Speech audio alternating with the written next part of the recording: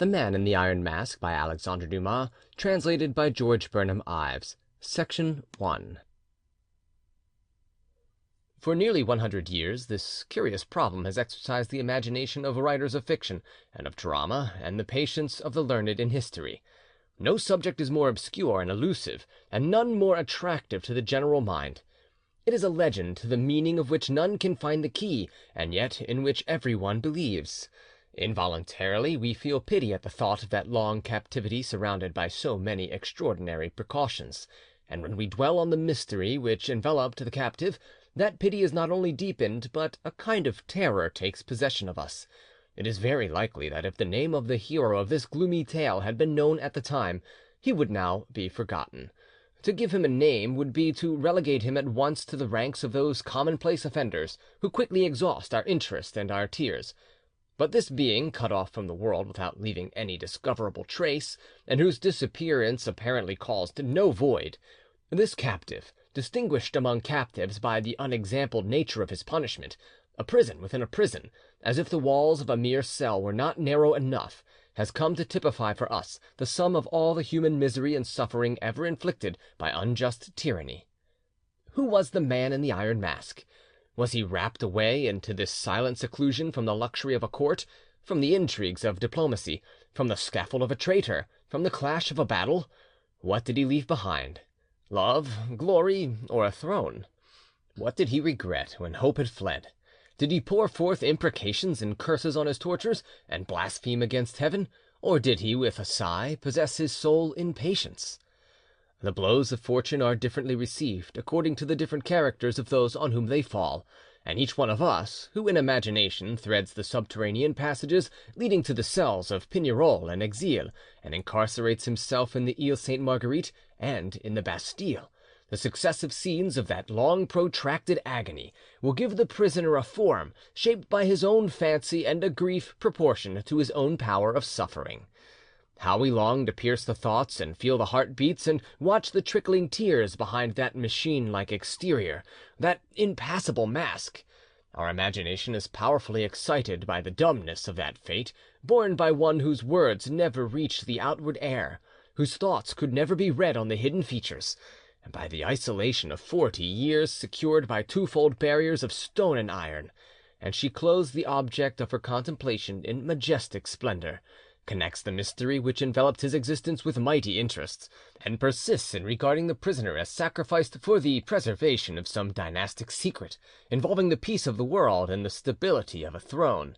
And when we calmly reflect on the whole case, do we feel that our first impulsively adopted opinion was wrong?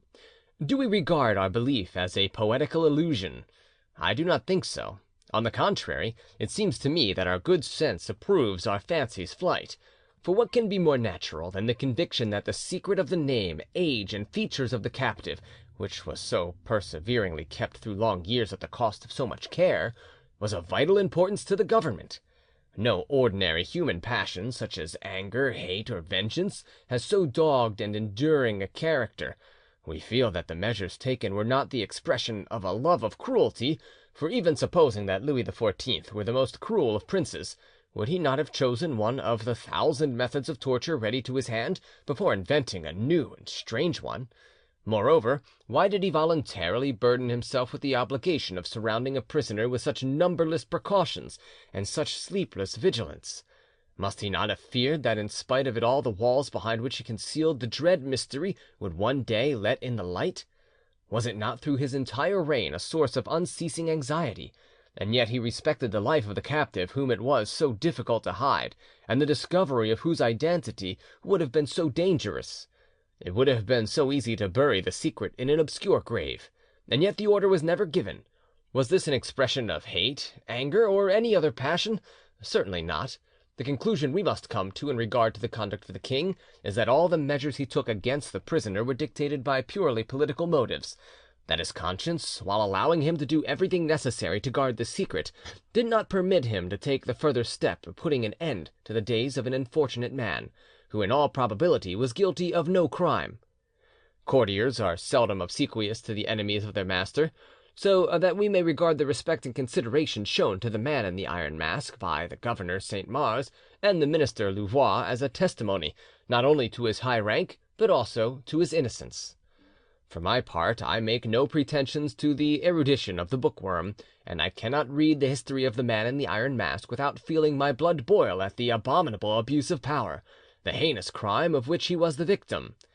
A few years ago, M. Fournier and I, thinking the subject suitable for representation on the stage, undertook to read, before dramatizing it, all the different versions of the affair which had been published up to that time. Since our piece was successfully performed at the Odeon, 2 other versions have appeared. One was in the form of a letter addressed to the Historical Institute by M. Billiard, who upheld the conclusions arrived at by Soulavie, on whose narrative our play was founded. The other was a work by the bibliophile Jacob, who followed a new system of inquiry, and whose book displayed the results of deep research and extensive reading. It did not, however, cause me to change my opinion. Even had it been published before I had written my drama, I should still have adhered to the idea as to the most probable solution of the problem which I had arrived at in 1831, not only because it was incontestably the most dramatic, but also because it is supported by those moral presumptions which have such weight with us when considering a dark and doubtful question like the one before us. It will be objected, perhaps, that dramatic writers, in their love of the marvellous and the pathetic, neglect logic and strain after effect, their aim being to obtain the applause of the gallery rather than the approbation of the learned. But to this it may be replied that the learned on their part sacrifice a great deal to their love of dates, more or less exact, to their desire to elucidate some point which had hitherto been considered obscure, and which their explanations do not always clear up, to the temptation to display their proficiency in the ingenious arts of manipulating facts and figures, culled from a dozen musty volumes into one consistent whole. Our interest in this strange case of imprisonment arises, not alone from its completeness and duration, but also from our uncertainty as to the motives from which it was inflicted. Where erudition alone cannot suffice, where bookworm after bookworm, disdaining the conjectures of his predecessors, comes forward with a new theory founded on some forgotten document he has hunted out, only to find himself in his turn pushed into oblivion by some follower in his track, we must turn for guidance to some other light than that of scholarship, especially if, on strict investigation, we find that not one learned solution rests on a sound basis of fact. In the question before us, which, as we have said before, is a double one, asking not only who was the man in the iron mask, but why he was relentlessly subjected to this torture till the moment of his death, what we need in order to restrain our fancy is mathematical demonstration and not philosophical induction. While I do not go so far as to assert positively that Abbe Soulavie has once for all lifted the veil which hid the truth, I am yet persuaded that no other system of research is superior to his, and that no other suggested solution has so many presumptions in its favour. I have not reached this firm conviction on account of the great and prolonged success of our drama, but because of the ease with which all the opinions adverse to those of the abbey may be annihilated by pitting them one against the other. The qualities that make for success being quite different in a novel and in a drama, I could easily have founded a romance on the fictitious loves of Buckingham and the Queen, or on a supposed secret marriage between her and Cardinal Mazarin, calling to my aid a work by Saint Mihiel, which the bibliophile declares he has never read, although it is assuredly neither rare nor difficult of access.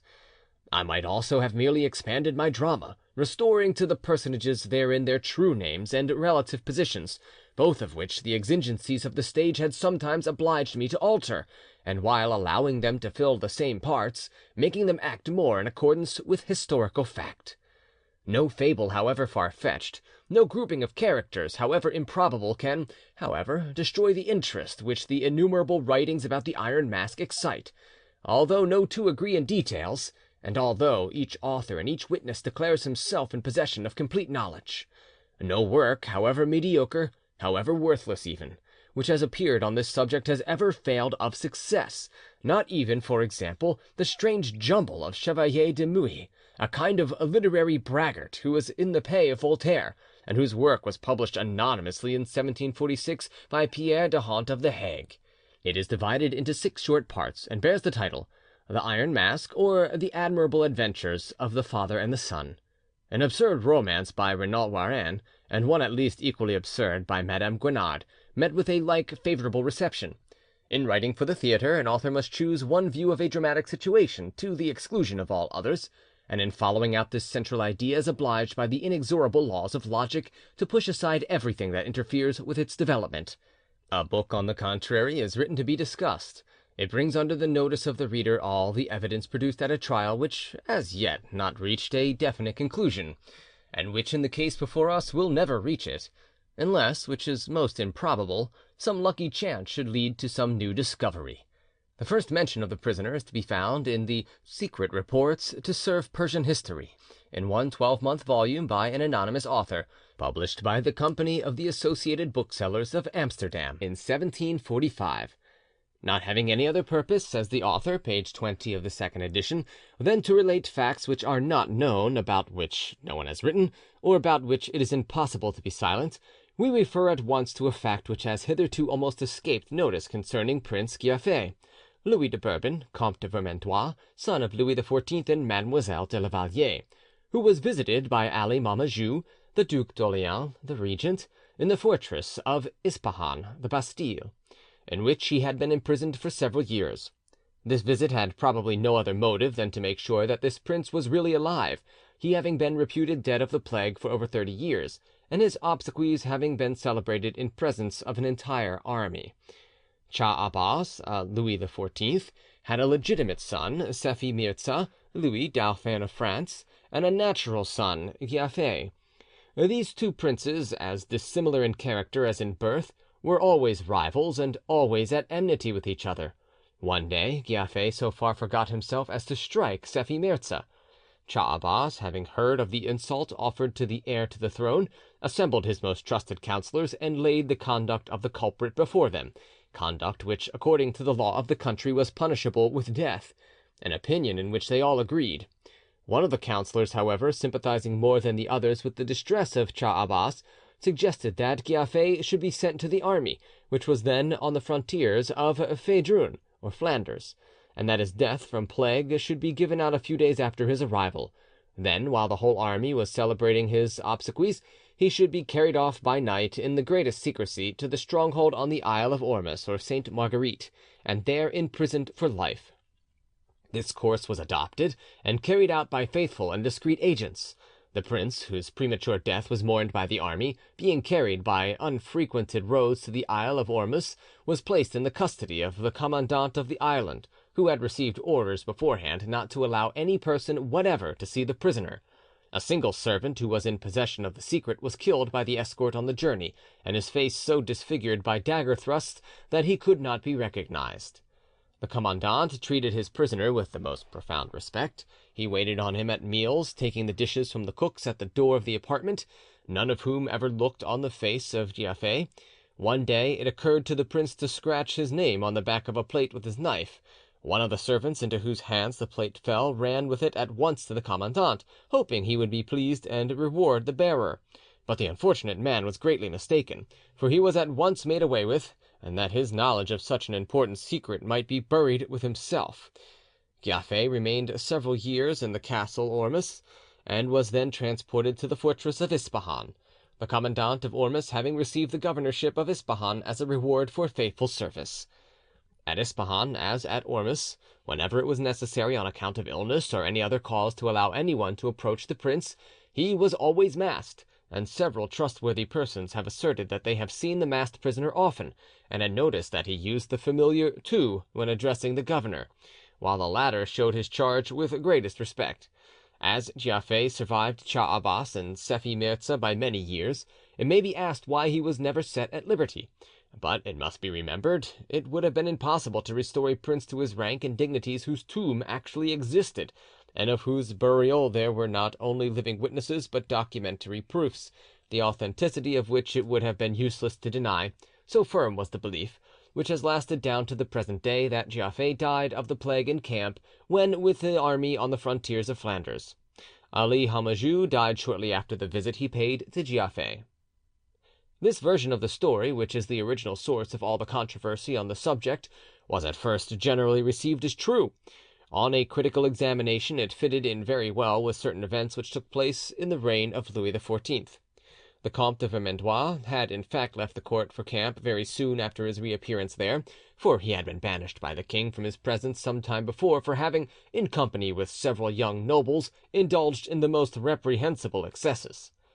"The king," says Mademoiselle de Montpensier, from Memoirs de Mademoiselle de Montpensier, volume 13, page 474 of Memoires Relatifs d'Histoire de France, second series, published by Petitot, had not been satisfied with his conduct and refused to see him.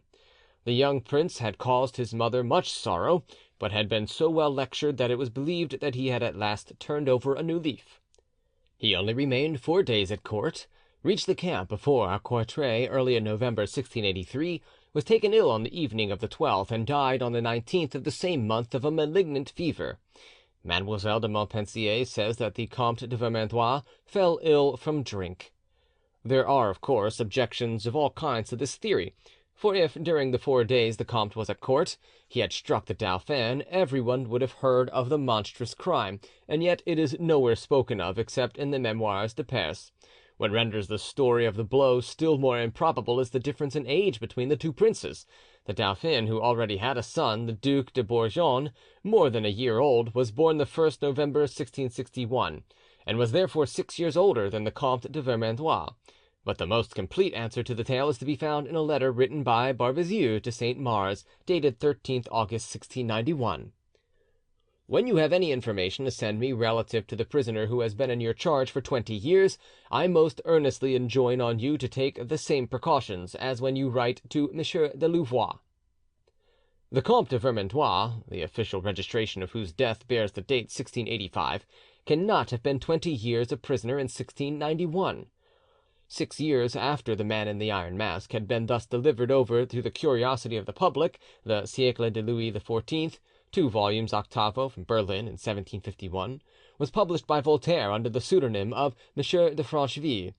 Everyone turned to this work, which had been long expected, for details relating to the mysterious prisoner about whom everyone was talking. Voltaire ventured at length to speak more openly of the prisoner than anyone had hitherto done, and to treat as a matter of history an event long ignored by all historians. Volume 2, page 11, first edition, chapter 25. He assigned an approximate date to the beginning of this captivity, some months after the death of Cardinal Mazarin, 1661. He gave a description of the prisoner, who according to him was young and dark complexioned. His figure was above the middle height and well proportioned, his features were exceedingly handsome, and his bearing was noble. When he spoke, his voice inspired interest. He never complained of his lot, and gave no hint as to his rank. Nor was the mask forgotten. The part which covered the chin was furnished with steel springs, which allowed the prisoner to eat without uncovering his face. And lastly, he fixed the date of the death of the nameless captive, who was buried, he says, in 1704 by night in the parish church of St. Paul. Voltaire's narrative coincided with the account given in the Memoires de Perse, save for the omission of the incident which, according to the memoirs, led in the first instance to the imprisonment of Giaffé. The prisoner, says Voltaire, was sent to the Ile Sainte Marguerite, and afterwards to the Bastille, in charge of a trusty official. He wore his mask on the journey, and his escort had orders to shoot him if he took it off. The Marquis de Louvois visited him while he was on the islands, and when speaking to him stood all the time in a respectful attitude. The prisoner was removed to the Bastille in 1690, where he was lodged as comfortably as could be managed in that building. He was supplied with everything he asked for, especially with the finest linen and the costliest lace, in both of which his taste was perfect. He had a guitar to play on, his table was excellent, and the governor rarely sat in his presence.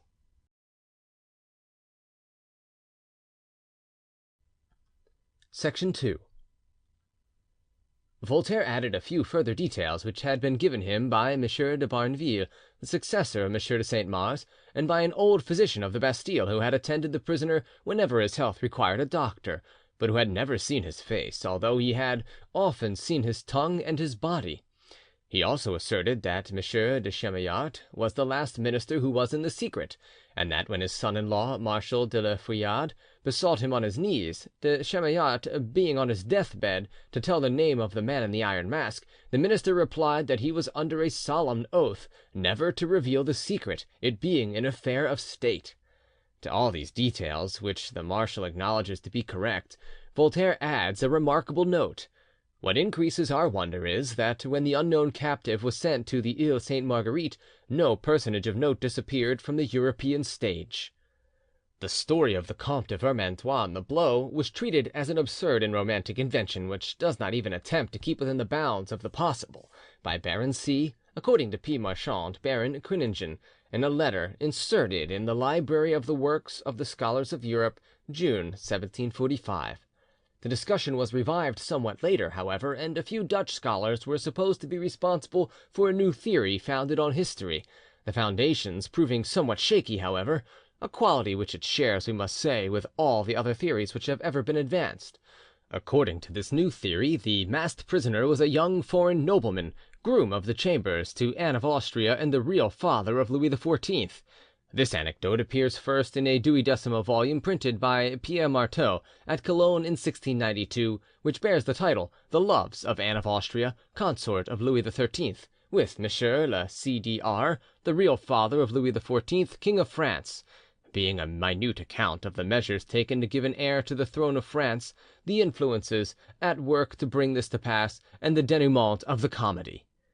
This libel ran through 5 editions, bearing date successively 1692, 1693, 1696, 1722, and 1738.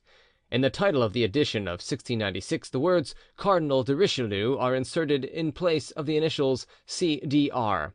But that this is only a printer's error everyone who reads the work will perceive.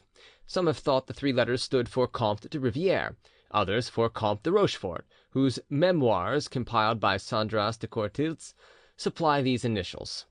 The author of the book was an Orange writer in the pay of William III, and its object was, he says, to unveil the great mystery of iniquity which hid the true origin of Louis XIV. He goes on to remark that the knowledge of this fraud, although comparatively rare outside France, was widely spread within her borders.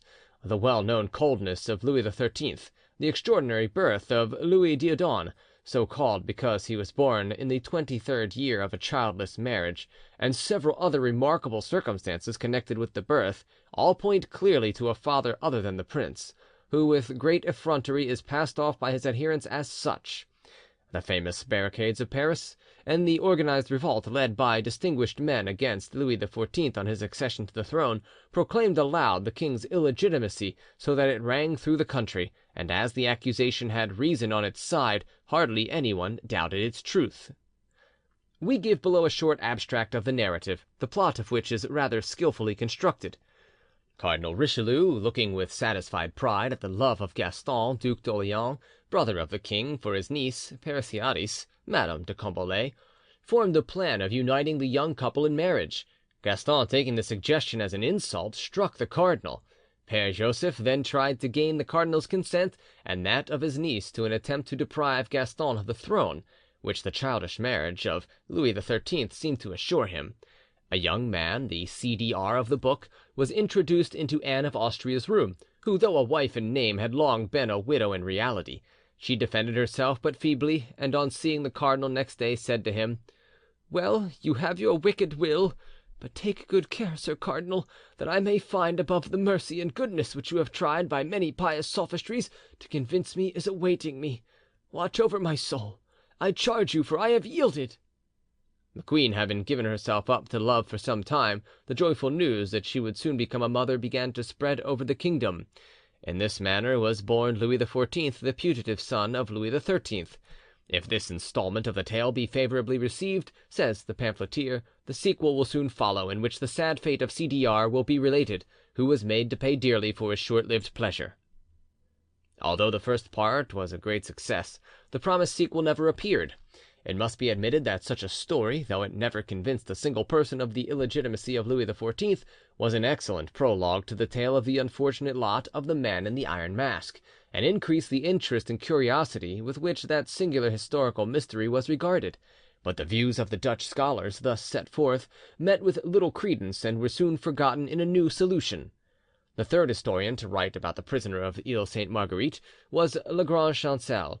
He was just 29 years of age when, excited by Freron's hatred of Voltaire, he addressed a letter from his country place, Antoniat, in Perigord, to Année Littéraire, volume 3, page 188, demolishing the theory advanced in the Siècle de Louis XIV, and giving facts which he had collected whilst himself imprisoned in the same place as the unknown prisoner 20 years later.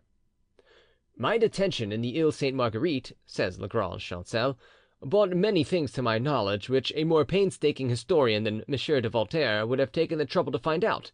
For at the time when I was taken to the islands, the imprisonment of the Man in the Iron Mask was no longer regarded as a state secret. This extraordinary event, which M. de Voltaire places in 1662, a few months after the death of Cardinal Mazarin, did not take place till 1669, 8 years after the death of His Eminence. M. de la Motte Guerin, commandant of the island in my time, assured me that the prisoner was the Duc de Beaufort, who was reported killed at the siege of Candia, but whose body had never been recovered, as all the narratives of that event agree in stating. He also told me that M. de Saint Mars, who succeeded Pignerol as governor of the islands, showed great consideration for the prisoner, that he waited on him at table, that the service was of silver, and that the clothes supplied to the prisoner were as costly as he desired, that when he was ill and in need of a physician or surgeon, he was obliged under pain of death to wear his mask in their presence, but that when he was alone he was permitted to pull out the hairs of his beard with steel tweezers, which were kept bright and polished. I saw a pair of these, which had been actually used for this purpose, in the possession of M. de Formanoir, nephew of Saint Mars, and lieutenant of a free company raised for the purpose of guarding the prisoners. Several persons told me that when Saint Mars, who had been placed over the Bastille, conducted his charge thither, the latter was heard to say behind his iron mask, 'Has the king designs on my life?' To which Saint Mars replied, 'No, my prince, your life is safe. You must only let yourself be guided.' I also learned from a man called Dubuisson, cashier to the well-known Samuel Bernard, who, having been imprisoned for some years in the Bastille, was removed to the Ile Sainte Marguerite, where he was confined along with some others in a room exactly over the one occupied by the unknown prisoner. He told me that they were able to communicate with him by means of the flue of the chimney, but on asking him why he persisted in not revealing his name and the cause of his imprisonment, he replied that such an avowal would be fatal not only to him but to those to whom he made it. Whether it were so or not, today the name and rank of this political victim are secrets the preservation of which is no longer necessary to the state, and I have thought that to tell the public what I know would cut short the long chain of circumstances which everyone was forging according to his fancy, instigated thereto by an author whose gift of relating the most impossible events in such a manner as to make them seem true, has won for all his writings such success, even for his Vie de Charles XII. This theory, according to Jacob, is more probable than any of the others. Beginning with the year 1664, he says, the Duc de Beaufort had by his insubordination and levity endangered the success of several maritime expeditions. In October 1666, Louis XIV remonstrated with him with much tact, begging him to try to make himself more and more capable in the service of his king by cultivating the talents with which he was endowed, and ridding himself of the faults which spoiled his conduct. I do not doubt, he concludes, that you will be all the more grateful to me for this mark of my benevolence towards you, when you reflect how few kings have ever shown their goodwill in a similar manner. Oeuvres de Louis XIV, Volume 5, page 388. Several calamities in the royal navy are known to have been brought about by the Duc de Beaufort. M. Eugene Sue, in his Histoire de la Marine, which is full of new and curious information, has drawn a very good picture of the position of the Roi des Halles, the king of the markets, in regard to Colbert and Louis XIV. Colbert wished to direct all the manoeuvres of the fleet from his study, while it was commanded by the naval grand master in the capricious manner which might be expected from his factious character and love of bluster. Eugene Sue, Volume 1, Pièce justificative. In 1699, Louis XIV sent the Duc de Beaufort to the relief of Candia, which the Turks were besieging. 7 hours after his arrival, Beaufort was killed in a sortie. The Duc de Navailles, who shared with him the command of the French squadron, simply reported his death as follows: "He met a body of Turks who were pressing our troops hard. Placing himself at the head of the latter, he fought valiantly, but at length his soldiers abandoned him, and we have not been able to learn his fate." Memoirs du Duc de Navailles, Book 4, page 243. The report of his death spread rapidly through France and Italy. Magnificent funeral services were held in Paris, Rome, and Venice, and funeral orations delivered. Nevertheless, many believed that he would one day reappear, as his body had never been recovered. Guy Patin mentions this belief, which he did not share, in two of his letters. "Several wagers have been laid that M. de Beaufort is not dead. O utinam!" Guy Patin, September 26, 1669. It is said that M. de Vivonne has been granted by commission the post of vice admiral of France for 20 years, but there are many who believe that the Duc de Beaufort is not dead, but imprisoned in some Turkish island. Believe this who may, I don't. He is really dead, and the last thing I should desire would be to be as dead as he. Ibid, January 14th, 1670. The following are the objections to his theory.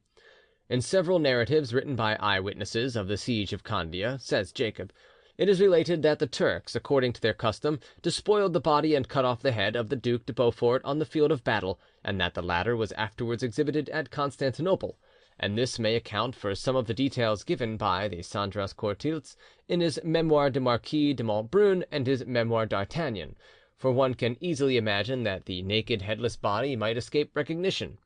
M. Eugene Sue, in his Histoire de la Marine, Volume 2, Chapter 6, had adopted this view, which coincides with the accounts left by Philibert de Jarry and the Marquis de Ville, the MSS of whose letters and memoirs are to be found in the Bibliothèque de Rouen.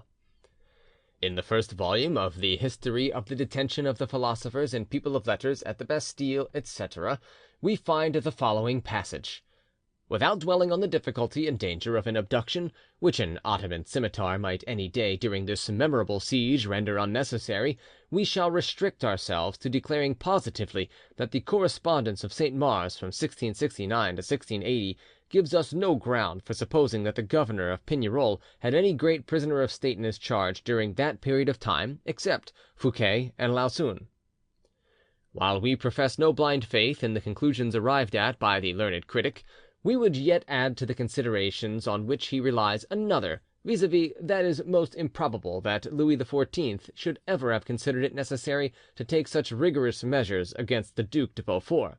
Truculent and self-confident as he was, he never acted against the royal authority in such a manner as to oblige the king to strike him down in secret, and it is difficult to believe that Louis XIV, peaceably seated on his throne with all the enemies of his minority under his feet, should have revenged himself on the duke as an old Frondeur. The critic calls our attention to another fact also adverse to the theory under consideration. The man in the Iron Mask loved fine linen and rich lace. He was reserved in character and possessed an extreme refinement, and none of this suits the portraits of the roi de Halle which contemporary historians have drawn. Regarding the anagram of the name Marchiali, the name under which the death of the prisoner was registered, hic amiral, as a proof, we cannot think that the jailers of Pignerol amused themselves in propounding conundrums to exercise the keen intellect of their contemporaries, and moreover, the same anagram would apply equally well to the Count of Vermandois, who was made admiral when only 22 months old. Abbé Papon, in his Roamings through Provence, paid a visit to the prison in which the Iron Mask was confined, and thus speaks. It was to the Ile Sainte Marguerite that the famous prisoner with the Iron Mask, whose name has never been discovered, was transported at the end of the last century. Very few of those attached to his service were allowed to speak to him. One day, as M. de Saint Mars was conversing with him, standing outside his door in a kind of corridor, so as to be able to see from a distance everyone who approached, the son of one of the governor's friends, hearing the voices, came up. Saint Mars quickly closed the door of the room, and rushing to meet the young man, asked him with an air of great anxiety if he had overheard anything that was said. Having convinced himself that he had heard nothing, the governor sent the young man away the same day, and wrote to the father that the adventure was like to have cost the son dear, and that he had sent him back to his home to prevent any further imprudence. I was curious enough to visit the room in which the unfortunate man was imprisoned on the 2nd of February 1778. It is lighted by one window to the north, overlooking the sea, about 15 feet above the terrace, where the sentries paced to and fro. This window was pierced through a very thick wall, and the embrasure barricaded by 3 iron bars, thus separating the prisoner from the sentries by a distance of over 2 fathoms. I found an officer of the Free Company in the fortress, who was nigh on 80 years old. He told me that his father, who had belonged to the same company, had often related to him how a friar had seen something white floating on the water under the prisoner's window. On being fished out and carried to M. de Saint Mars, it proved to be a shirt of very fine material, loosely folded together and covered with writing from end to end. M. de Saint Mars spread it out and read a few words, then turning to the friar who had brought it, he asked him in an embarrassed manner if he had been led by curiosity to read any of the writing. The friar protested repeatedly that he had not read a line, but nevertheless he was found dead in bed 2 days later. This incident was told so often to my informant by his father and by the chaplain of the fort of that time that he regarded it as incontestably true. The following fact also appears to me to be equally well established by the testimony of many witnesses.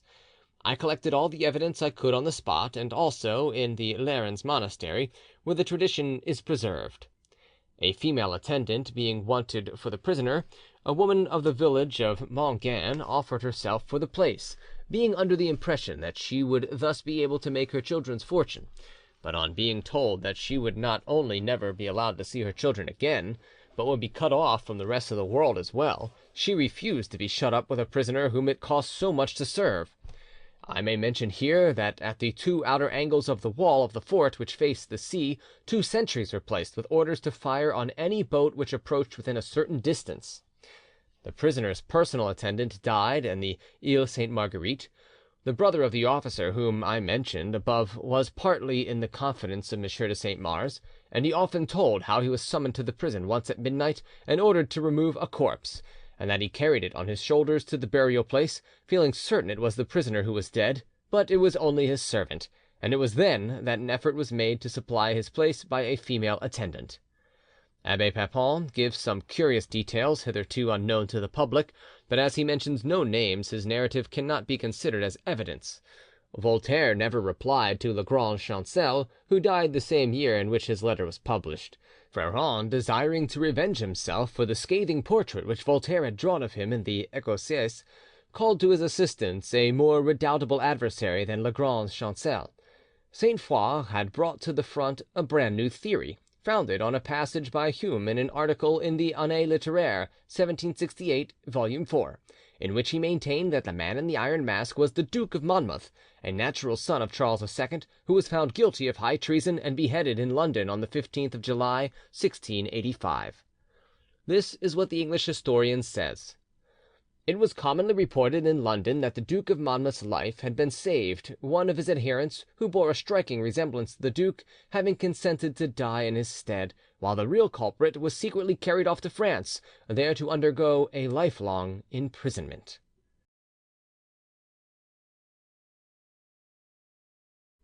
Section 3. The great affection which the English felt for the Duke of Monmouth, and his own conviction that the people only needed a leader to induce them to shake off the yoke of James II, led him to undertake an enterprise which might possibly have succeeded had it been carried out with prudence. He landed at Lyme, in Dorset, with only 120 men. 6,000 soon gathered round his standard. A few towns declared in his favour. He caused himself to be proclaimed king, affirming that he was born in wedlock, and that he possessed the proofs of the secret marriage of Charles II and Lucy Waiters, his mother. He met the royalists on the battlefield, and victory seemed to be on his side, when just at the decisive moment his ammunition ran short. Lord Grey, who commanded the cavalry, beat a cowardly retreat. The unfortunate Monmouth was taken prisoner, brought to London, and beheaded. The details published in the Siècle de Louis XIV as to the personal appearance of the masked prisoner might have been taken as the description of Monmouth, who possessed great physical beauty. Sainte Foix had collected every scrap of evidence in favour of his solution of the mystery, making use even of the following passage from an anonymous romance called The Loves of Charles II and James II, Kings of England. The night of the pretended execution of the Duke of Monmouth, the king, attended by 3 men, came to the Tower and summoned the duke to his presence. A kind of loose cowl was thrown over his head, and he was put into a carriage, into which the king and his attendants also got, and was driven away. Sainte Foix also referred to the alleged visit of Saunders, confessor to James II, paid to the Duchess of Portsmouth after the death of that monarch, when the duchess took occasion to say that she could never forgive King James for consenting to Monmouth's execution, in spite of the oath he had taken on the sacred elements at the deathbed of Charles II, that he would never take his natural brother's life, even in case of rebellion. To this the priest replied quickly, "The king kept his oath." Hume also records this solemn oath, but we cannot say that all the historians agree on this point. The Universal History by Guthrie and Gray and the Histoire d'Angleterre by Rapin, Torres, and de Barrow do not mention it. Further, wrote Sainte Foix, an English surgeon called Nelaton, who frequented the Café Procope, much affected by men of letters, often related that during the time he was senior apprentice to a surgeon who lived near the Porte Saint Antoine, he was once taken to the Bastille to bleed a prisoner. He was conducted to this prisoner's room by the governor himself, and found the patient suffering from violent headache. He spoke with an English accent, wore a gold-flowered dressing gown of black and orange, and had his face covered by a napkin knotted behind his head. This story does not hold water. It would be difficult to form a mask out of a napkin. The Bastille had a resident surgeon of its own, as well as a physician and apothecary. No one could gain access to a prisoner without a written order from a minister. Even the viaticum could only be introduced by the express permission of the lieutenant of police. This theory met at first with no objections, and seemed to be going to oust all the others, thanks perhaps to the combative and restive character of its promulgator, who bore criticism badly, and whom no one cared to incense, his sword being even more redoubtable than his pen. It was known that when Saint Mars journeyed with his prisoner to the Bastille, they had put up on the way at Pailleterie in Champagne a property belonging to the governor. Ferrand therefore addressed himself to a grand-nephew of Saint Mars, who had inherited this estate, asking if he could give him any information about this visit. The following reply appeared in the Année Littéraire, June 1768. As it appears from the letter of M. de Sainte Foix, from which you quote that the man in the iron mask still exercises the fancy of your journalists, I am willing to tell you all I know about the prisoner. He was known in the islands of Sainte Marguerite and at the Bastille as La Tour. The governor and all the other officials showed him great respect, and supplied him with everything he asked for that could be granted to a prisoner. He often took exercise in the yard of the prison, but never without his mask on. It was not till the Siècle of M. de Voltaire appeared that I learned that the mask was of iron and furnished with springs. It may be that the circumstance was overlooked, but he never wore it except when taking the air or when he had to appear before a stranger. M. de Blainvilliers, an infantry officer who was acquainted with M. de Saint Mars both at Pignerol and Sainte Marguerite, has often told me that the lot of La Tour greatly excited his curiosity, and that he at once borrowed the clothes and arms of a soldier whose turn it was to be sentry on the terrace under the prisoner's window at Sainte Marguerite, and undertaken the duty himself, that he had seen the prisoner distinctly without his mask, that his face was white, that he was tall and well proportioned, except that his ankles were too thick, and that his hair was white, although he appeared to be still in the prime of his life. He passed the whole of the night in question, pacing to and fro in his room. Blainvilliers added that he was always dressed in brown, that he had plenty of fine linen and books, that the governor and the other officers always stood uncovered in his presence till he gave them leave to cover and sit down, and that they often bore him company at table. In 1698, M. de Saint Mars was promoted from the governorship to the Ile Sainte Marguerite to that of the Bastille. In moving thither, accompanied by his prisoner, he made his estate of Pailleterie a halting-place. The masked man arrived in a litter which preceded that of M. de Saint Mars, and several mounted men rode beside it.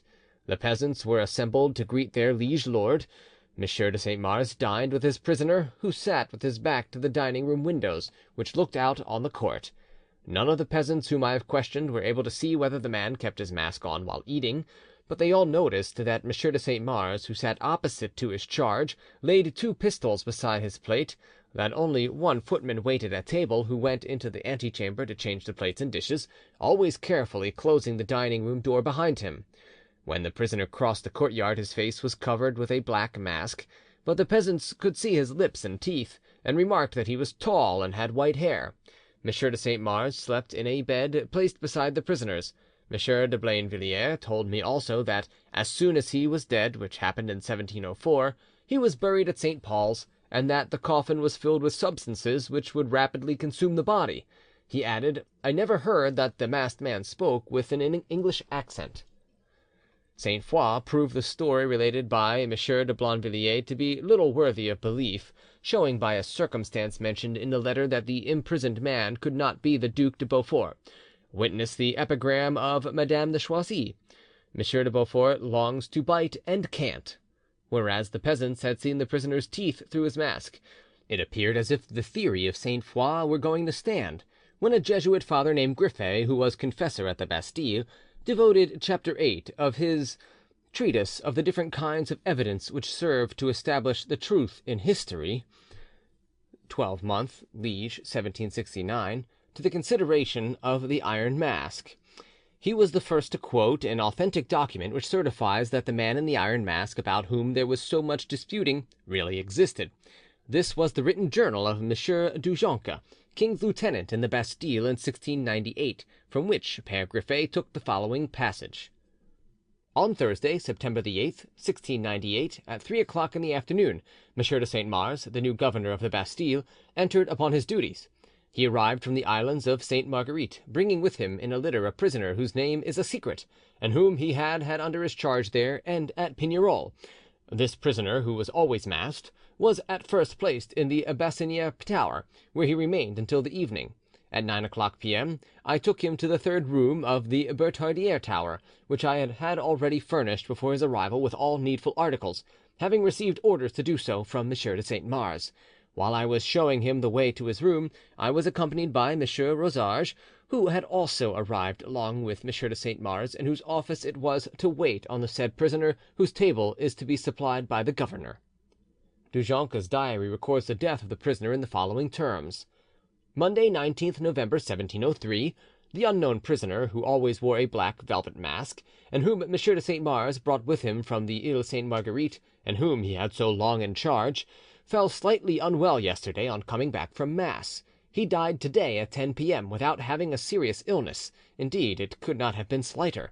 Monsieur Guiraut, our chaplain, confessed him yesterday, but as his death was quite unexpected, he did not receive the last sacraments, although the chaplain was able to exhort him up to the moment of his death.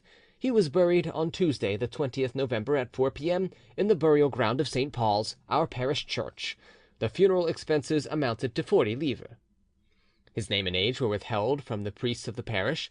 The entry made in the parish register, where Père Griffet also gives, is in the following words: On the 19th November 1703, Marchiali, aged about 45, died in the Bastille, whose body was buried in the graveyard of St. Paul's, his parish, on the 20th instant, in the presence of Monsieur Rosarges and of Monsieur Riel, surgeon major to the Bastille.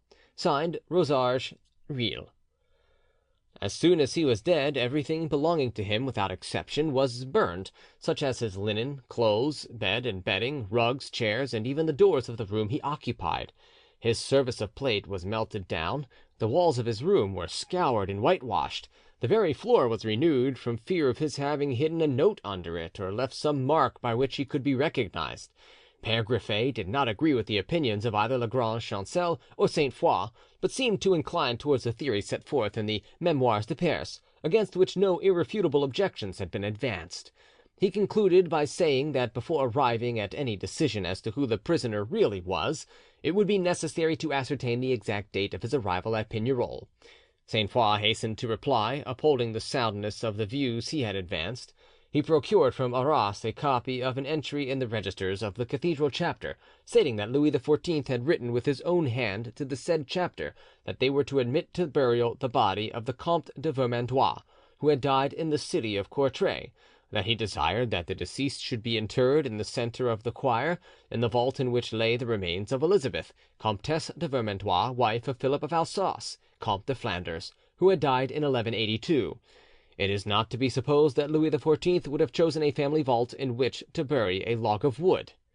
Sainte Foix was, however, not acquainted with the letter of Barbezieux, dated the 13th August 1691, to which we have already referred as a proof that the prisoner was not the Comte de Vermandois.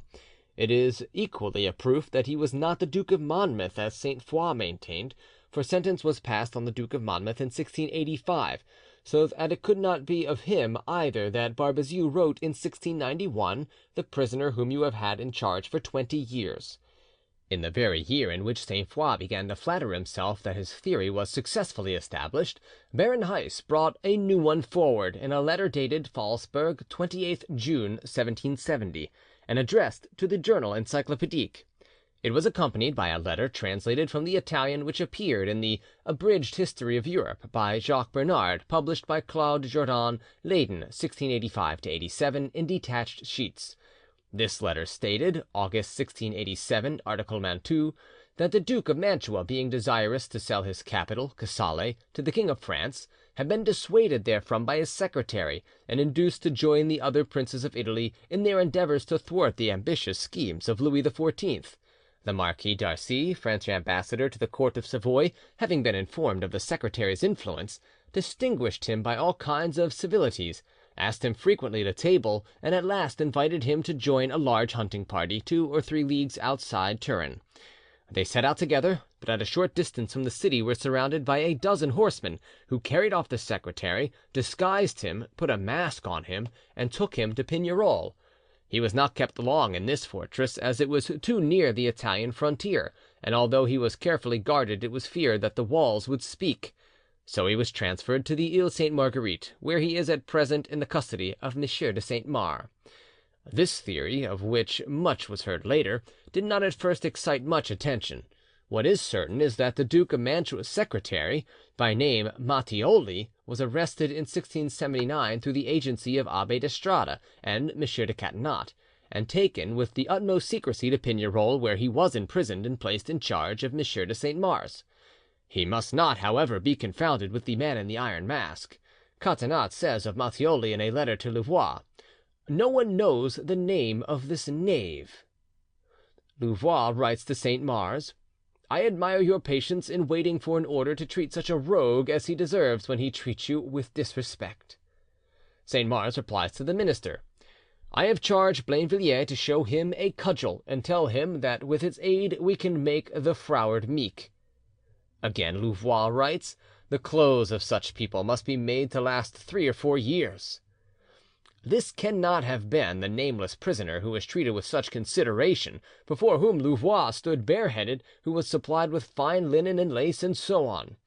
Altogether, we gather from the correspondence of Saint Mars that the unhappy man alluded to above was confined along with a mad Jacobin, and at last became mad himself and succumbed to his misery in 1686. Voltaire, who was probably the first to supply such inexhaustible food for controversy, kept silence and took no part in the discussions, but when all the theories had been presented to the public, he set about refuting them.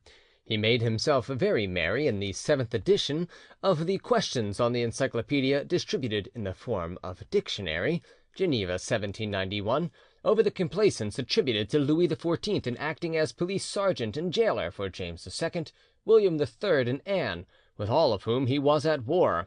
Persisting still in taking 1661 or 1662 as the date when the incarceration of the masked prisoner began, he attacks the opinions advanced by Le Grand Chancel and Père Griffet, which they had drawn from the anonymous secret reports to serve the history of Persia.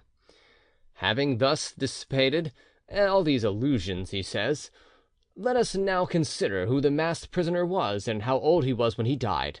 It is evident that if he was never allowed to walk in the courtyard of the Bastille or to see a physician without his mask, it must have been lest his too striking resemblance to someone should be remarked. He could show his tongue, but not his face. As regards his age, he himself told the apothecary at the Bastille, a few days before his death, that he thought he was about 60. This I have often heard from a son-in-law to this apothecary, M. Marsoban, surgeon to Marshal Richelieu, and afterwards to the regent, the Duc d'Orleans. The writer of this article knows perhaps more on the subject than Père Griffet, but he has said his say."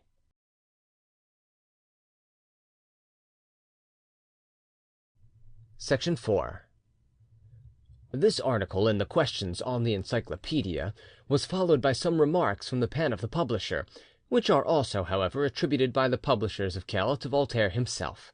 The publisher, who sometimes calls himself the author, puts aside without refutation all the theories advanced, including that of Baron Heiss, and says he has come to the conclusion that the Iron Mask was, without doubt, a brother and an elder brother of Louis XIV, by a lover of the queen.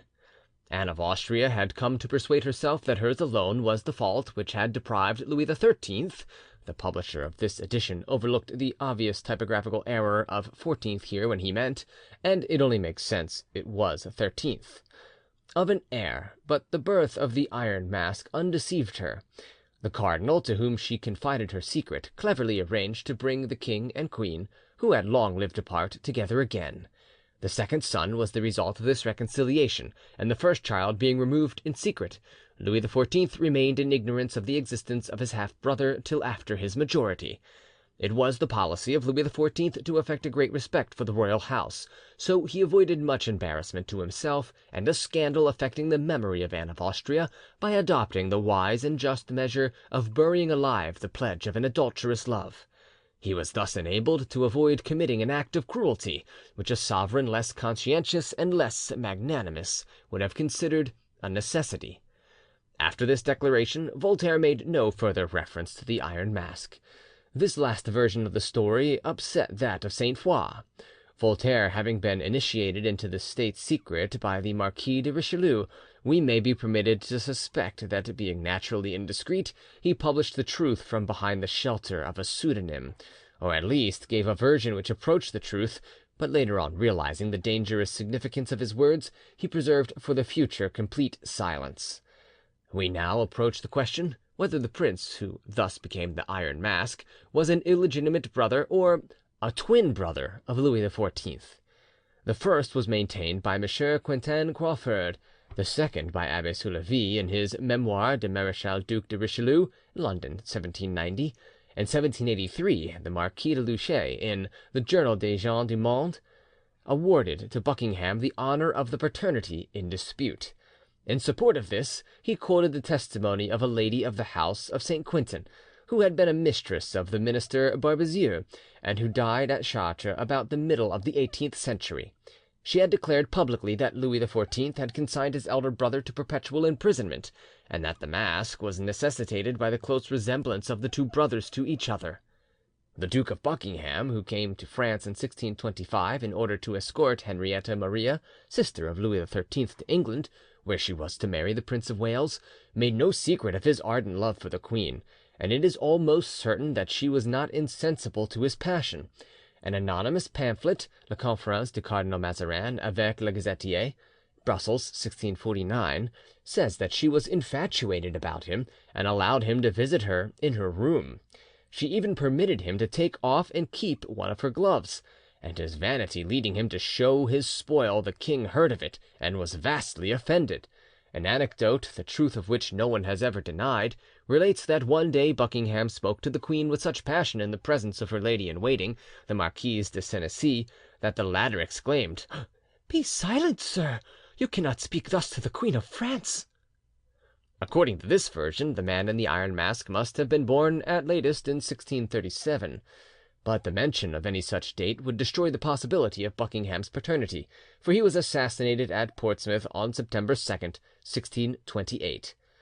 After the taking of the Bastille, the masked prisoner became the fashionable topic of discussion, and one heard of nothing else. On the 13th of August, 1789, it was announced in an article in a journal called Loisir d'un Patriote Français, which was afterwards published anonymously as a pamphlet, that the publisher had seen, among other documents found in the Bastille, a card bearing the unintelligible number 6438900, and the following note: Fouquet, arriving from Les Îles Sainte Marguerite in an Iron Mask. To this there was, it was said, a double signature vis-à-vis XXX superimposed on the name Kersarion.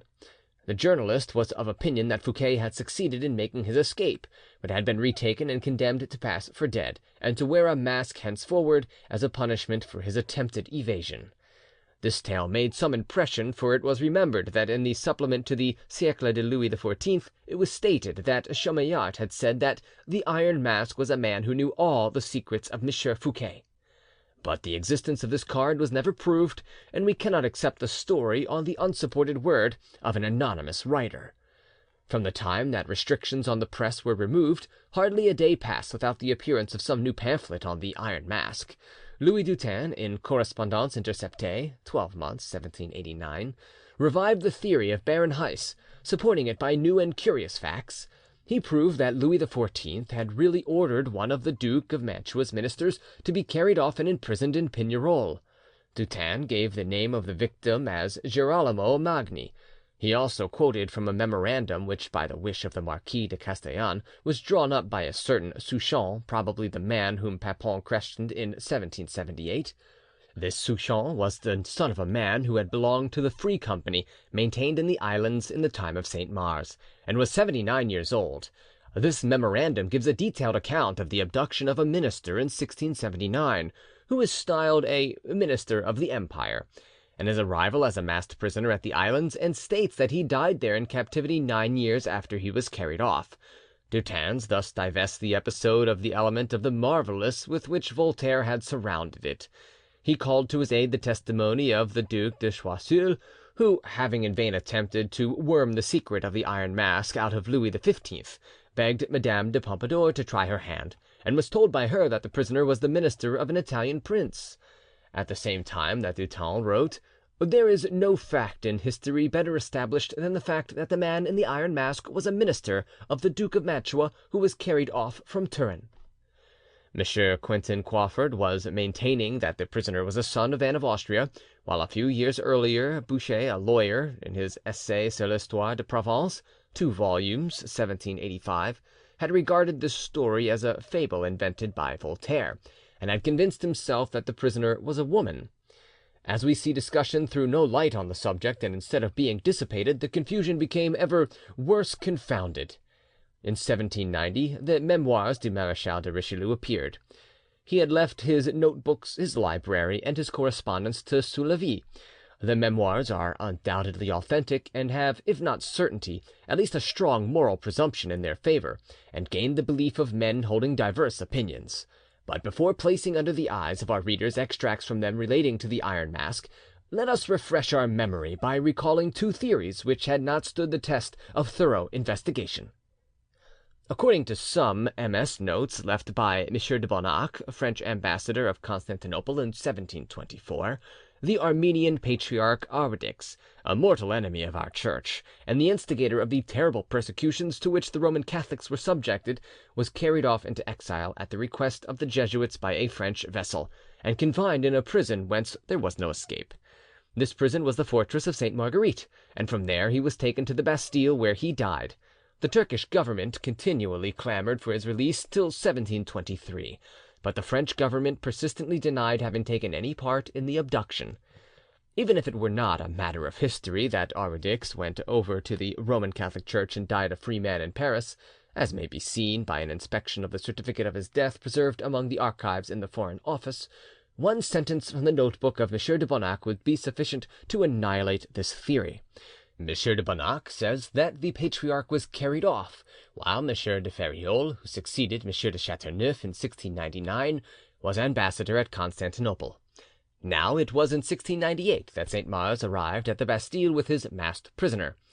Several English scholars have sided with Gibbon in thinking that the man in the Iron Mask might possibly have been Henry, the second son of Oliver Cromwell, who was held as a hostage by Louis XIV.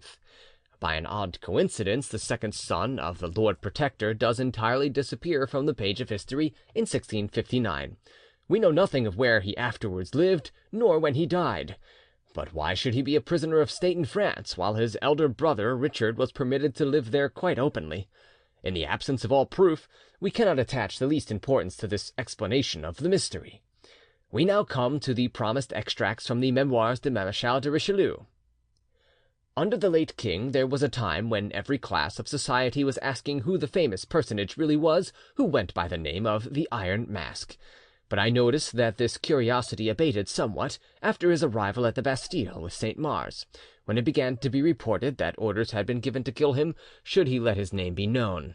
Saint Mars also let it be understood that whoever found out the secret would share the same fate. This threat to murder both the prisoner and those who showed too much curiosity about him made such an impression that during the lifetime of the late king people only spoke of the mystery below their breath. The anonymous author of Les Memoires de Perse, which were published in Holland 15 years after the death of Louis XIV, was the first who dared to speak publicly of the prisoner and relate some anecdotes about him. Since the publication of that work, liberty of speech and the freedom of the press have made great strides, and the shade of Louis XIV having lost its terrors, the case of the Iron Mask is freely discussed. And yet even now, at the end of my life, and 70 years after the death of the king, people are still asking who the man in the Iron Mask really was. This question was one I put to the adorable princess, beloved of the regent, who inspired in return only aversion and respect, all her love being given to me. As everyone was persuaded that the regent knew the name, the course of life, and the cause of the imprisonment of the masked prisoner, I, being more venturesome in my curiosity than others, tried through my princess to fathom the secret. She had hitherto constantly repulsed the advances of the Duc d'Orleans, but as the ardour of his passion was thereby in no wise abated, the least glimpse of hope would be sufficient to induce him to grant her everything she asked. I persuaded her, therefore, to let him understand that if he would allow her to read the Memoirs de Masque, which were in his possession, his dearest desires would be fulfilled. The Duc d'Orleans had never been known to reveal any secret of state, being unspeakably circumspect and having been trained to keep every confidence inviolable by his preceptor Dubois. So I felt quite certain that even the princess would fail in her efforts to get a sight of the memoranda in his possession relative to the birth and rank of the masked prisoner. But what cannot love, and such an ardent love, induce a man to do? To reward her goodness, the regent gave the documents into her hands, and she forwarded them to me next day enclosed in a note written in cipher, which, according to the laws of historical writing, I reproduce in its entirety, vouching for its authenticity, for the princess always employed a cipher when she used the language of gallantry, and this note told me what treaty she had to sign in order that she might obtain the documents, and the duke the desire of his heart. The details are not admissible in serious history, but borrowing the modest language of the patriarchal time, I may say that if Jacob, before he obtained possession of the best loved of Laban's daughters, was obliged to pay the price twice over, the regent drove a better bargain than the patriarch.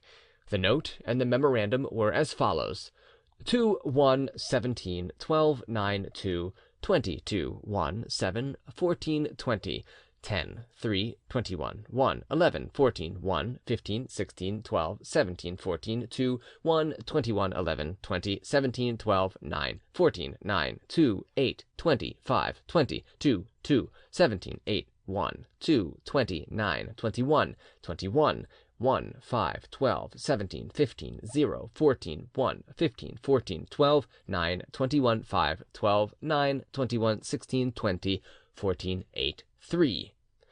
Narrative of the birth and education of the unfortunate prince who was separated from the world by Cardinals Richelieu and Mazarin and imprisoned by order of Louis XIV, drawn up by the governor of the prince on his deathbed.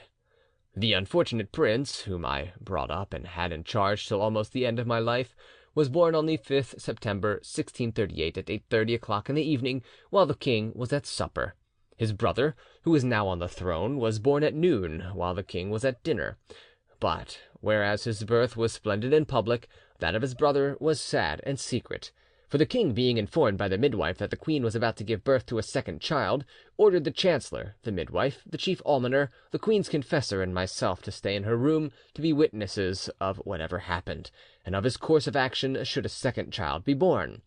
For a long time already it had been foretold to the king that his wife would give birth to 2 sons, and some days before, certain shepherds had arrived in Paris, saying they were divinely inspired, so that it was said in Paris that if 2 dauphins were born it would be the greatest misfortune which could happen to the state.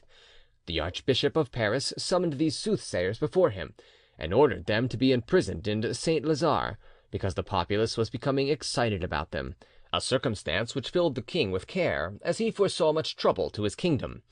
What had been predicted by the soothsayers happened, whether they had really been warned by the constellations, or whether Providence, by whom his majesty had been warned of the calamities which might happen to France, interposed.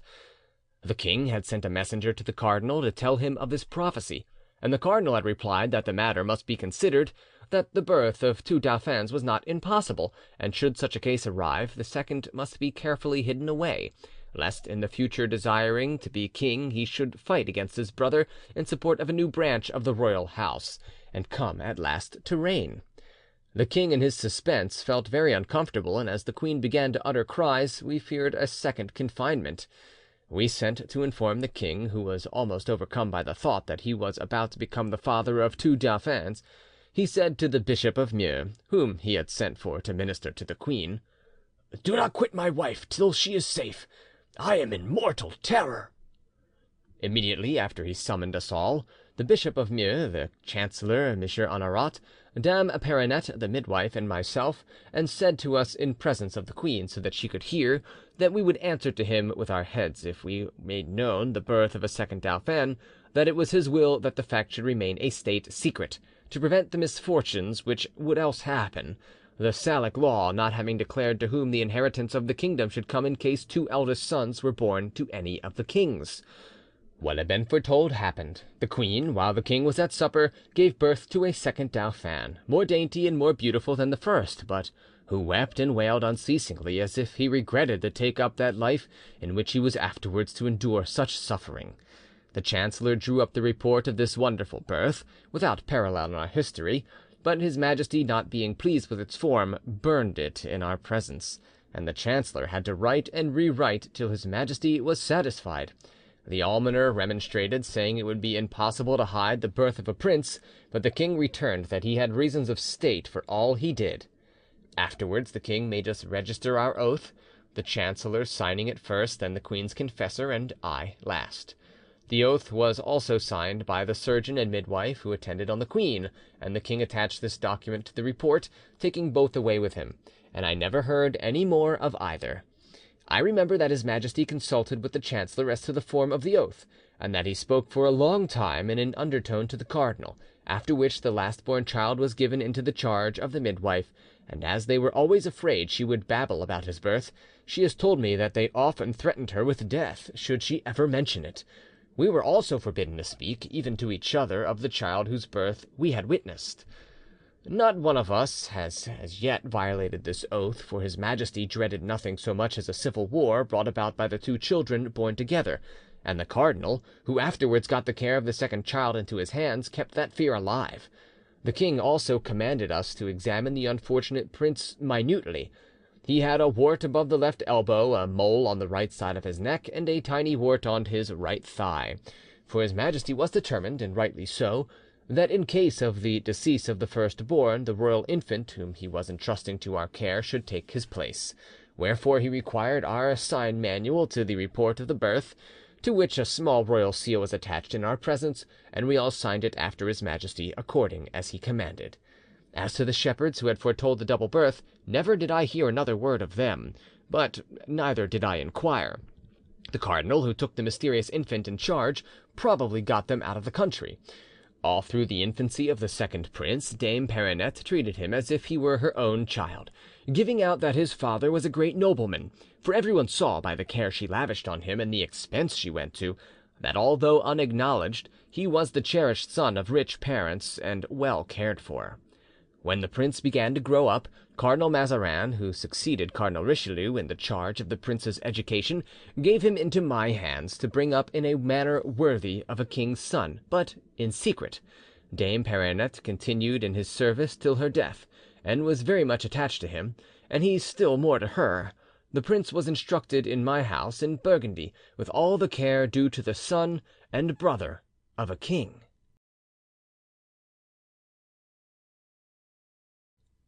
Section 5.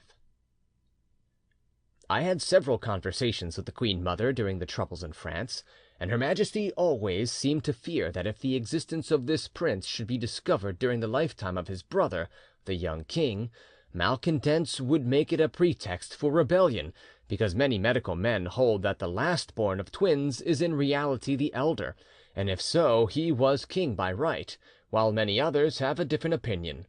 In spite of this dread, the queen could never bring herself to destroy the written evidence of his birth, because in case of the death of the young king she intended to have his twin brother proclaimed.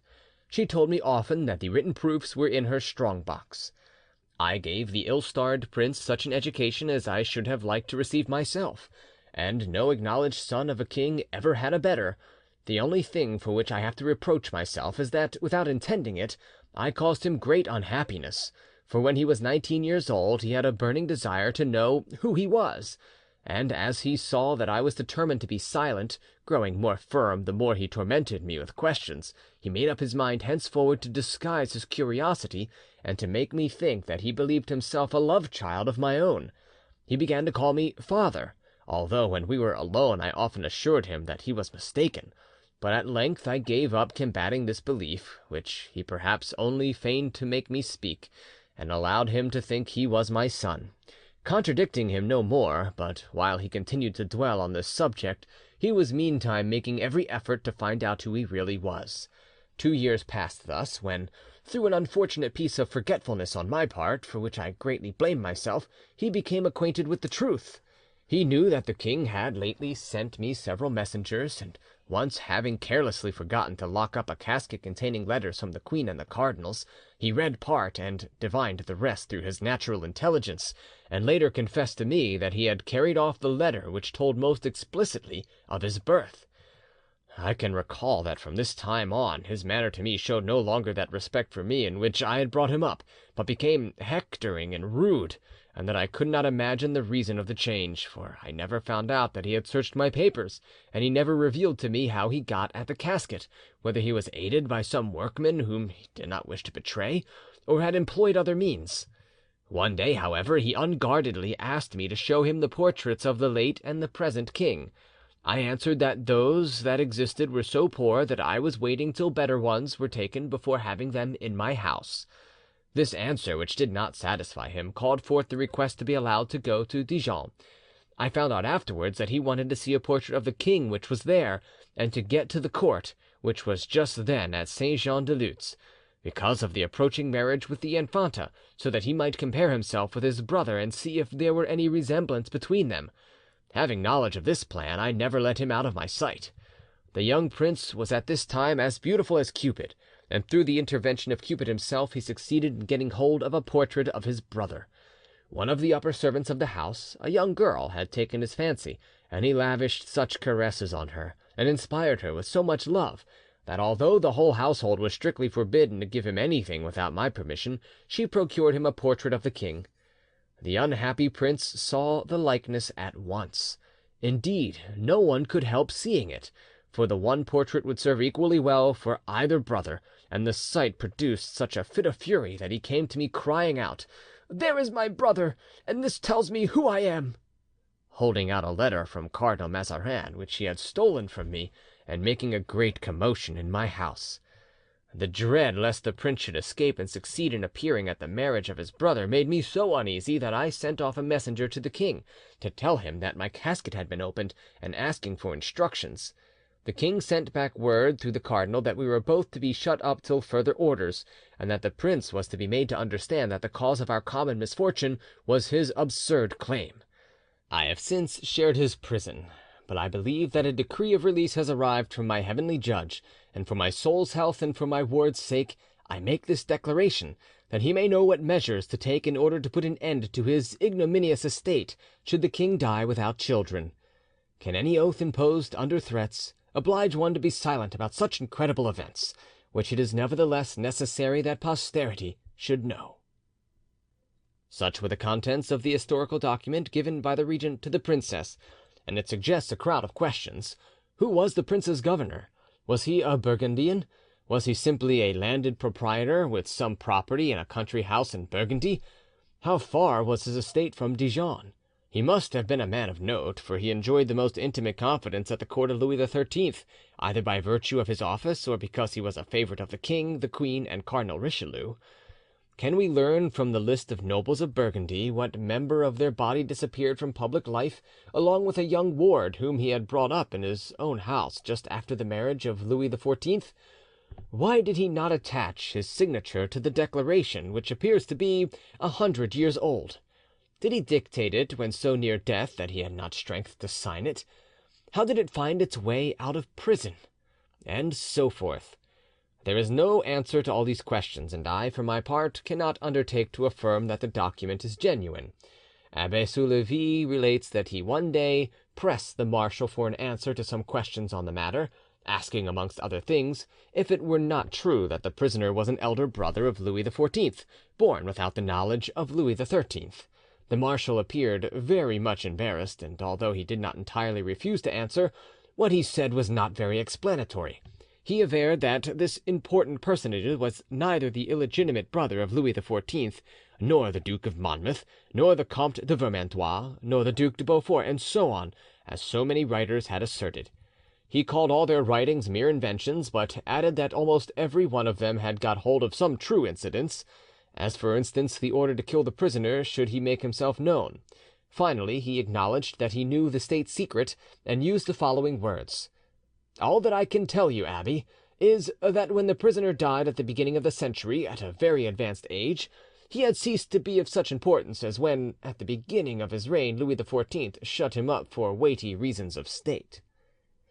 The above was written down under the eyes of the marshal, and when Abbe Soulavie entreated him to say something further, which, while not actually revealing the secret, would yet satisfy his questioner's curiosity, the marshal answered, "Read M. de Voltaire's latest writings on the subject, especially his concluding words, and reflect on them." With the exception of Douloire, all the critics have treated Soulavie's narrative with the most profound contempt, and we must confess that if it was an invention it was a monstrous one, and that the concoction of the famous note in cipher was abominable. Such was the great secret. In order to find it out, I had to allow myself 5, 12, 17, 15, 14, 1, 3 times by 8, 3. But unfortunately for those who would defend the morals of Mademoiselle de Valois, it would be difficult to traduce the character of herself, her lover, and her father, for what one knows of the trio justifies one in believing that the more infamous the conduct imputed to them, the more likely it is to be true. We cannot see the force of the objection that Louvois would not have written in the following terms to Saint Mars in 1687 about a bastard son of Anne of Austria: "I see no objection in your removing Chevalier de Thezut from the prison in which he is confined, and putting your prisoner there till the one you are preparing for him is ready to receive." And we cannot understand those who ask if Saint Mars, following the example of the minister, would have said of a prince, "Until he is installed in the prison which is being prepared for him here, which has a chapel adjoining." Why should he have expressed himself otherwise? Does it evidence an abatement of consideration to call a prisoner, and his prison a prison? A certain Monsieur de Saint Mihiel published an 8 volume in 1791 at Strasbourg in Paris, entitled "The True Man said to be the Iron Mask," a work in which, on incontestable proofs, is made known to whom the celebrated misfortune was born, and when and where it was born. The wording of the title will give an idea of the bizarre and barbarous jargon in which the whole book is written. It would be difficult to imagine the vanity and self-satisfaction which inspire this new reader of riddles. If he had found the philosopher's stone, or made a discovery which would transform the world, he could not exhibit more pride and pleasure. All things considered, the incontestable proofs of his theory do not decide the question definitely, or place it above all attempts at refutation, any more than does the evidence on which the other theories which preceded and followed his rest. But what he lacks before all other things is the talent for arranging and using his materials. With the most ordinary skill he might have evolved a theory which would have defied criticism at least as successfully as the others, and he might have supported it by proofs which, if not incontestable, for no one has produced such, had at least moral presumption in their favour, which has great weight in such a mysterious and obscure affair, in trying to explain which one can never leave on one side the respect shown by Louvois to the prisoner, to whom he always spoke standing and with uncovered head. According to M. de Saint Mihiel, the man in the Iron Mask was a legitimate son of Anne of Austria and Mazarin. He avers that Mazarin was only a deacon and not a priest when he became cardinal, having never taken priest's orders, according to the testimony of the Princess Palatine, consort to Philip I, Duc d'Orleans, and that it was therefore possible for him to marry, and that he did marry Anne of Austria in secret. Old Madame Beauvais, principal woman of the bedchamber to the queen mother, knew of this ridiculous marriage, and as the price of her secrecy obliged the queen to comply with all her whims. To this circumstance the principal bedchamber women owe the extensive privileges accorded them ever since in this country. Letter of the Duchesse d'Orleans, 13th September 1713. The queen mother, consort of Louis XIII, had done worse than simply to fall in love with Mazarin; she had married him. for he had never been an ordained priest, he had only taken deacon's orders. If he had been a priest, his marriage would have been impossible. He grew terribly tired of the good queen mother, and did not live happily with her, which was only what he deserved for making such a marriage. Letter of the Duchess d'Orleans, 2nd November 1717. She, the queen mother, was quite easy in her conscience about Cardinal Mazarin. He was not in priest's orders, and so could marry. The secret passage by which he reached the queen's rooms every evening still exists in the Palais Royal. Letter of the Duchess d'Orleans, 2nd July 1719. The queen's manner of conducting affairs is influenced by the passion which dominates her. When she and the cardinal converse together, their ardent love for each other is betrayed by their looks and gestures. It is plain to see that when obliged to part for a time, they do it with great reluctance. If what people say is true, that they are properly married, and that their union has been blessed by Père Vincent, the missioner, there is no harm in all that goes on between them, either in public or in private. Requête civile contre la conclusion de la paix, 1649. The man in the iron mask told the apothecary in the Bastille that he thought he was about 60 years of age in the Questions sur Encyclopédie. Thus he must have been born in 1644, just at the time when Anne of Austria was invested with the royal power, though it was really exercised by Mazarin. Can we find any incident recorded in history which lends support to the supposition that Anne of Austria had a son whose birth was kept as secret as her marriage to Mazarin? In 1644, Anne of Austria, being dissatisfied with her apartments in the Louvre, moved to the Palais Royal, which had been left to the king by Richelieu. Shortly after taking up residence there, she was very ill with a severe attack of jaundice, which was caused, in the opinion of the doctors, by worry, anxiety, and overwork, and which pulled her down greatly. Memoir de Madame de Motteville, 4 volumes, 12 months, volume 1, page 194. This anxiety, caused by the pressure of public business, was most probably only dwelt on as a pretext for a pretended attack of illness. Anne of Austria had no cause for worry and anxiety till 1649. She did not begin to complain of the despotism of Mazarin till towards the end of 1645. Ibid, volume 1, pages 272 to 273. She went frequently to the theatre during her first year of widowhood, but took care to hide herself from view in her box. Ibid, volume 1, page 342. Abbé Soulavie, in volume 6 of the Memoires de Richelieu, published in 1793, controverted the opinions of M. de Saint Mihiel, and again advanced those which he had published some time before, supporting them by a new array of reasons.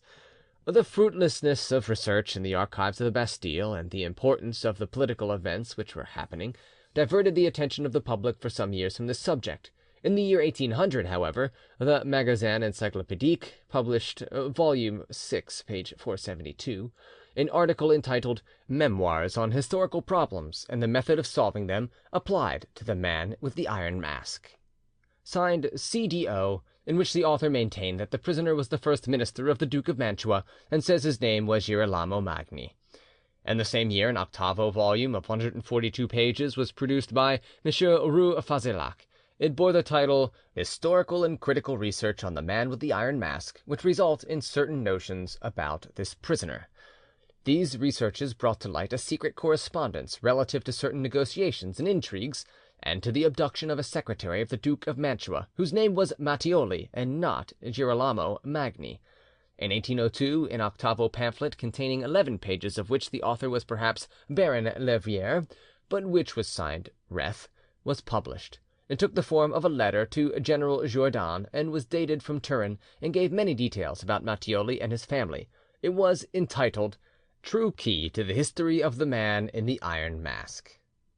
It proved that the secretary of the Duke of Mantua was carried off, masked, and imprisoned by order of Louis XIV in 1679, but it did not succeed in establishing as an undoubted fact that the secretary and the Man in the Iron Mask were one and the same person. It may be remembered that M. Crawford, writing in 1798, had said in his Histoire de la Bastille, 8 volumes, 474 pages, "I cannot doubt that the Man in the Iron Mask was the son of Anne of Austria, but I am unable to decide whether he was a twin brother of Louis XIV, or was born while the king and queen lived apart, or during her widowhood." M. Crawford, in his Mixtures of History and Literature from a Portfolio, quarto 1809, octavo 1817, demolished the theory advanced by Rue Fazelac. In 1825, M. Delort discovered in the archives several letters relating to Matthioli, and published his Histoire de l'homme au masque de fer, 8 volumes, and this work was translated into English by George Agar Ellis, and retranslated into French in 1830 under the title Authentic History of the Prisoner of State, known as the Iron Mask. It is in this work that the suggestion is made that the captive was the second son of Oliver Cromwell. In 1826, M. de Thoules wrote that in his opinion the masked prisoner was none other than the Armenian Patriarch, but 6 years later the great success of my drama at the Odeon converted nearly everyone to the version of which Soulavie was the chief exponent. The bibliophile Jacob is mistaken in asserting that I followed a tradition preserved in the family of the Duc de Choiseul. Monsieur le Duc de Bassano sent me a copy made under his personal supervision of a document drawn up for Napoleon, containing the results of some researches made by his orders on the subject of the Man in the Iron Mask. The original manuscript, as well as that of the Memoires du Duc de Richelieu, were, the Duke told me, kept at the Foreign Office. In 1834, the Journal of the Institut Historique published a letter from M. Auguste Villard, who stated that he had also made a copy of this document for the late Comte de Montalivet, Home Secretary under the Empire. M. Dufay de Lyon gave his Histoire de la Bastille to the world in the same year, and was inclined to believe that the prisoner was a son of Buckingham. Besides the many important personages on whom the famous mask had been placed, there was one whom everyone had forgotten, although his name had been put forward by the minister Chamillart. This was the celebrated superintendent of finance, Nicolas Fouquet. In 1837, Jacob, armed with documents and extracts, once more occupied himself with this Chinese puzzle, on which so much ingenuity had been lavished, but of which no one had as yet got all the pieces into their places. Let us see if he succeeded better than his forerunners. The first feeling he awakes is one of surprise. It seems odd that he should again bring up the case of Fouquet, who was condemned to imprisonment for life in 1664, confined in Pignerol under the care of Saint Mars, and whose death was announced, falsely according to Jacob, on March 23rd, 1680. The first thing to look for in trying to get at the true history of the mask is a sufficient reason of state to account for the persistent concealment of the prisoner's features till his death, and next an explanation of the respect shown him by Louvois, whose attitude towards him would have been extraordinary in any age, but was doubly so during the reign of Louis XIV, whose courtiers would have been the last persons in the world to render homage to the misfortunes of a man in disgrace with their master. Whatever the real motive of the king's anger against Fouquet may have been, whether Louis thought he arrogated to himself too much power, or aspired to rival his master in the hearts of some of the king's mistresses, or even presumed to raise his eyes higher still, was not the utter ruin, the lifelong captivity of his enemy enough to satiate the vengeance of the king? What could he desire more? Why should his anger, which seemed slaked in 1664, burst forth into hotter flames 17 years later, and lead him to inflict a new punishment? According to the bibliophile, the king, being wearied by the continual petitions for pardon addressed to him by the superintendent's family, ordered them to be told that he was dead, to rid himself of their supplications. Colbert's hatred, says he, was the immediate cause of Fouquet's fall. But even if this hatred hastened the catastrophe, are we to suppose that it pursued the delinquent beyond the sentence, through the long years of captivity, and renewing its energy, infected the minds of the king and his councillors? If that were so, how shall we explain the respect shown by Louvois? Colbert would not have stood uncovered before Fouquet in prison. Why should Colbert's colleague have done so? It must, however, be confessed that of all existing theories, this one, thanks to the unlimited learning and research of the bibliophile, has the greatest number of documents, with the various interpretations thereof, the greatest profusions of dates on its side. For it is certain, first, that the precautions taken when Fouquet was sent to Pignerol resembled in every respect those employed later by the custodians of the Iron Mask, both at the Ile Sainte Marguerite and at the Bastille.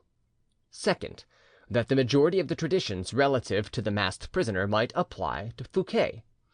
Third, that the Iron Mask was first heard of immediately after the announcement of the death of Fouquet in 1680. Fourth, that there exists no irrefragable proof that Fouquet's death really occurred in the above year. The decree of the Court of Justice, dated 20th December 1664, banished Fouquet from the kingdom for life, but the king was of the opinion that it would be dangerous to let the said Fouquet leave the country, in consideration of his intimate knowledge of the most important matters of state. Consequently, the sentence of perpetual banishment was commuted into that of perpetual imprisonment. Reçu de défense de M. Fouquet. The instructions signed by the king and remitted to Saint Mars forbid him to permit Fouquet to hold any spoken or written communication with anyone whatsoever, or to leave his apartments for any cause, not even for exercise. The great mistrust felt by Louvois pervades all his letters to Saint Mars. The precautions which he ordered to be kept up were quite as stringent as in the case of the Iron Mask. The report of the discovery of a shirt covering with writing by a friar, which Abbe Popon mentions, may perhaps be traced to the following extracts from two letters written by Louvois to Saint Mars. "Your letter has come to hand with the new handkerchief on which M. Fouquet has written. 18th December 1665. You can tell him that if he continues to employ his table linen as note paper, he must not be surprised if you refuse to supply him with any more." 21st November 1667. Père Papon asserts that a valet who served the masked prisoner died in his master's room. Now, the man who waited on Fouquet, and who, like him, was sentenced to lifelong imprisonment, died in February 1680. See letter of Louvois to Saint Mars, 12th March 1680. Echoes of incidents which took place at Pignerol might have reached the Ile Sainte Marguerite when Saint Mars transferred his former prisoner from one fortress to the other. The fine clothes and linen, the books, all those luxuries, in fact, that were lavished on the masked prisoner, were not withheld from Fouquet. The furniture of a second room at Pignerol cost over 1,200 livres. See letters of Louvois, 12th of December 1665 and 22nd of February 1666. It is also known that until the year 1680 Saint Mars had only two important prisoners at Pignerol, Fouquet and Lauzun. However, his former prisoner of Pignerol, according to de Joncas's diary, must have reached the latter fortress before the end of August 1681, when Saint Mars went to exile as governor.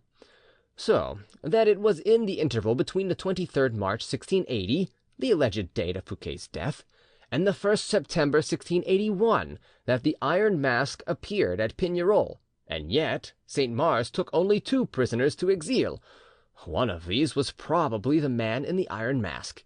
The other, who must have been Matthioli, died before the year 1687, for when Saint Mars took over the governorship in the month of January of that year of Ile Sainte Marguerite, he brought only one prisoner thither with him.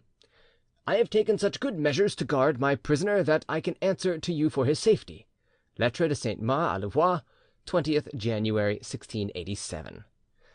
In the correspondence of Louvois with Saint Mars we find, it is true, mention of the death of Fouquet on March 23rd, 1680, but in his later correspondence Louvois never says "the late Monsieur Fouquet," but speaks of him as usual as Monsieur Fouquet simply. Most historians have given as a fact that Fouquet was interred in the same vault as his father in the chapel of Saint Francois de Sales, in the convent church belonging to the Sisters of the Order of the Visitation Sainte Marie, founded in the beginning of the 17th century by Madame de Chantal. But proof to the contrary exists, for the subterranean portion of Saint Francis's chapel was closed in 1786, the last person interred there being Adelaide Félicité Brulard, with whom ended the house of Sillery. The convent was shut up in 1790, and the church given over to the Protestants in 1802, who continued to respect the tombs. In 1836, the cathedral chapter of Bourges claimed the remains of one of their archbishops buried there in the time of the Sisters of Sainte Marie. On this occasion all the coffins were examined and all the inscriptions carefully copied, but the name of Nicolas Fouquet is absent. Voltaire says in his Dictionnaire philosophique, article Anna, "It is most remarkable that no one knows where the celebrated Fouquet was buried." But in spite of all these coincidences, this carefully constructed theory was wrecked on the same point on which the theory that the prisoner was either the Duke of Monmouth or the Comte de Vermandois came to grief, vis-à-vis a letter from Barbezieux dated 13th August 1691, in which occur the words, "The prisoner whom you have had in your charge for 20 years." According to this testimony, which Jacob had successfully used against his predecessors, the prisoner referred to could not have been Fouquet, who completed his 27th year of captivity in 1691, if still alive. We have now impartially set before our readers all the opinions which have been held in regard to the solution of this formidable enigma. For ourselves, we hold the belief that the man in the iron mask stood on the steps of the throne. Although the mystery cannot be said to be definitely cleared up, one thing stands out firmly established among the mass of conjecture we have gathered together, and that is, that wherever the prisoner appeared he was ordered to wear a mask on pain of death. His features, therefore, might during half a century have brought about his recognition from one end of France to the other. Consequently, during the same space of time there existed in France a face resembling the prisoner's known through all her provinces, even to her most secluded isle. Whose face could this be, if not that of Louis XIV, twin brother of the man in the iron mask? To nullify this simple and natural conclusion, strong evidence will be required. Our task has been limited to that of an examining judge at a trial, and we feel sure that our readers will not be sorry that we have left them to choose amid all the conflicting explanations of the puzzle. No consistent narrative that we might have concocted would, it seems to us, have been half as interesting to them as to allow them to follow the devious paths opened up by those who entered on the search for the heart of the mystery. Everything connected with the masked prisoner arouses the most vivid curiosity. And what end had we in view? Was it not to denounce a crime and to brand the perpetrator thereof? The facts, as they stand, are sufficient for our object, and speak more eloquently than if used to adorn a tale or to prove an ingenious theory.